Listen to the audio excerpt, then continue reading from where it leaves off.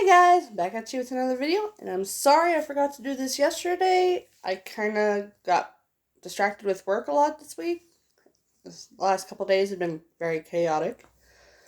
But today I'm doing the digital code giveaway for, Season 8 and Season 7 of Game of Thrones. I did lump them together. Most of you did want that.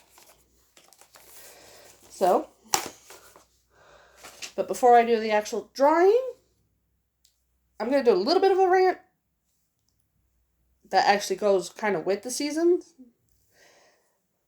And some of it is backed up by something I found on the internet. But I don't know if it's true, but from the sounds of it, it might be. And that is the whole thing with who's the true heir to the Iron Throne. First off, I'd like to say Robert did not technically conquer that throne. He killed the prince, which a lot of people have been in debate on whether or not Rhaegar even was still the crown prince. And he did not take the city, he did not kill the king, and he did not have any of the family bend the knee to him. So, what right of conquest did he actually have? I mean, come on. Even he admitted the reason he was able to take the throne was because of his Targaryen blood. Because his grandmother, on his father's side, was a Targaryen. So, what right did he have to the Iron Throne involving conquest? And if it was conquest about who killed the heir, then technically Jon conquered the Winterfell. He had the legal right to it, if people want to get technical. Because he's the one who actually captured Ramsay and broke, with the help of Won, he did break down the gates of Winterfell and took the castle. So, technically, he had right of conquest. He could have told Sansa, F you, bye. This ain't your castle, it's mine. But Jon's not that kind of person. Which I kind of wish he was a little more selfish. Honestly, because he was like such a wimp. Because he wasn't so selfish. But anyways, on that. And also, the whole thing with Rhaegar being the heir. I actually looked up along that, and according to that, the whole thing with Rhaegar being disinherited is still up to debate, because there were times where Aerys was saying yes, and times where Aerys was saying no, that Rhaegar was his son, or his heir. I think there is a legal thing he had to go through to actually do that. So, I don't know really if Rhaegar was still the heir. And as Viserys being the heir, that all also depended on that. But when Aerys did make Viserys his official legal heir, which still even up to debate on that one, he was planning on killing Rhaegar's son Aegon anyways, so he knew what was coming. He knew Aegon was supposed to be dead by the end, so him skipping over Aegon means nothing because he thought the kid was going to die. And in the books, there's someone who's pretending to be Aegon. Could be the real guy, could not. I'm a little iffy on it, mainly because of Tyrion's description of him being about 14. Which, there's no way he could be 14, considering he was at the very least, a year older than Jon. Actually, not even that. Yeah, he's about a year older than Jon at the very least. Because one reason why I do think Jon was born at the end of the war was Caitlyn would have noticed if the kid was older. And him and Robb were considered near the same age. So Jon was at least the same age as Robb. And the whole marriage vows thing, so he was young enough to be born no less than 9 months before Ned married Caitlyn.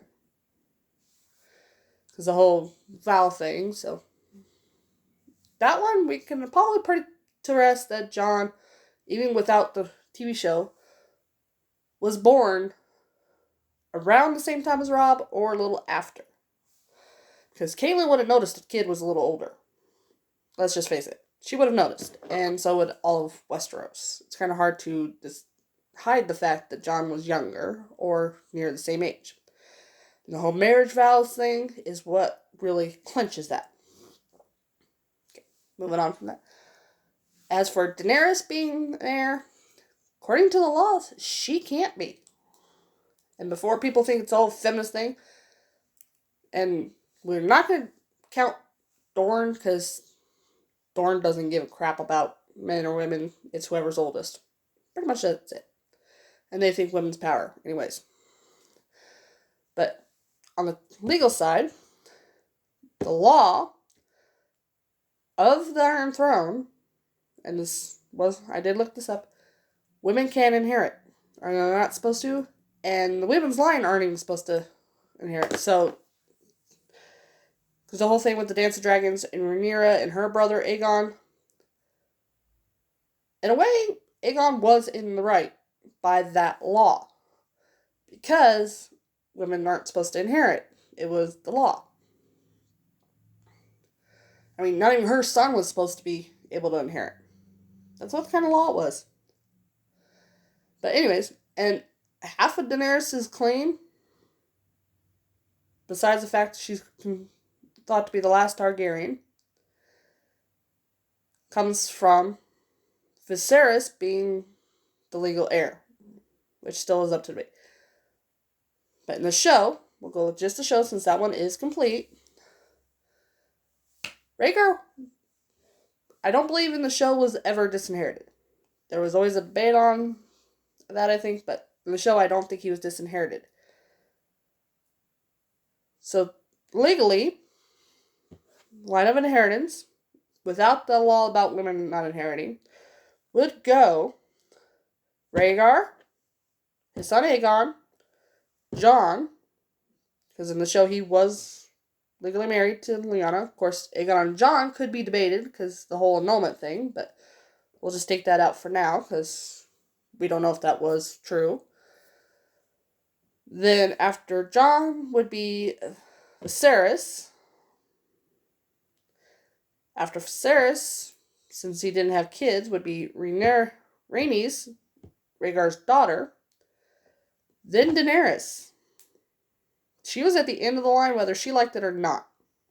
Because she was the youngest child of the king. And the oldest child of the king did have children of his own.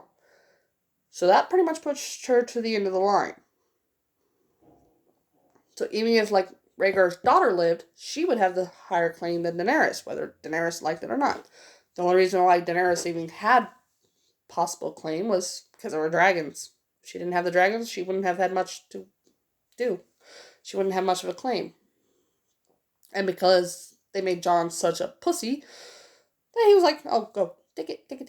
Instead of like, okay, you're going crazy, I'm going to take my right over the throne. Because even without proof, most of Westeros probably were like, okay, we're taking him over her. Because even when he had a dragon, he wasn't going crazy. Not to mention, he lived in Westeros his entire life. He was raised by Ned Stark. He had all the good qualities. But anyways, so that's why I think by the laws and what proof they do have, Jon is actually the legal heir compared to Daenerys. Also, I was reading on something about line of succession.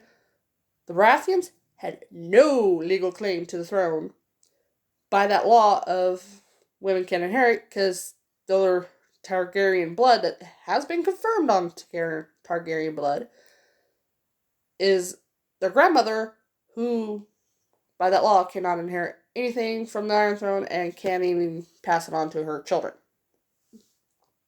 Anyway, let's get to the real reason why you're here. The Game of Thrones digital codes. And 21 people entered. Here you guys are. I decided to make it a little easier to grab by putting in quarters. Shake it up. Ooh. Pop the lid. A little more. And the winner of the digital codes is Roger F. Now, if you've been on my channel before, you know to get those codes, just go to Benny One Kenobi's Instagram. Because I don't have Instagram yet. Still have to figure that one out. And you will get the digital code. If you don't want both of them, you can give them away. They're yours once I give them to you. And then you don't have to worry about it, but you're the one who won. So I'll make sure you get these codes. I will see Benny One today, and so I will give him those to give to you. He is honorable. He will not keep them for himself since he did not win. And I will see you guys next time.